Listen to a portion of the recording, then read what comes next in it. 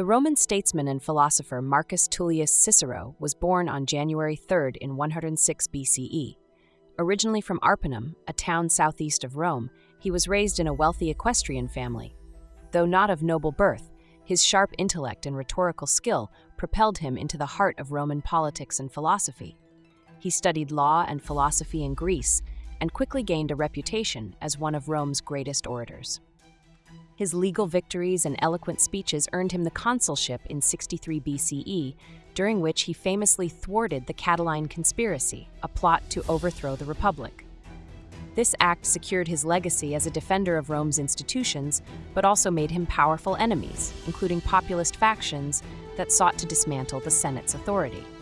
Cicero's political career was deeply entangled in the turbulent conflicts of the late Roman Republic. He aligned himself with the Senate and the traditionalist optimates, resisting figures like Julius Caesar and Mark Antony, whom he saw as threats to the Republic's survival. His opposition to authoritarian rule put him at odds with those seeking to consolidate power, and in 58 BCE he was exiled by the tribune Clodius Pulcher under dubious charges. Forced to leave Rome, he wandered through Greece in despair, only to be recalled a year later when public opinion shifted in his favor. Though he resumed his role as a statesman, he never regained his former influence and watched as Rome descended further into autocratic rule. Beyond politics, Cicero's greatest legacy lies in his philosophical writings, which helped shape Western thought for centuries. He translated Greek philosophical concepts into Latin, making them accessible to Roman audiences and preserving ideas that would later influence Renaissance humanists and Enlightenment thinkers. His works covered a broad range of topics, from ethics and politics to rhetoric and law, with treatises such as De Re Publica and De Officiis, laying out principles of justice, duty, and civic responsibility.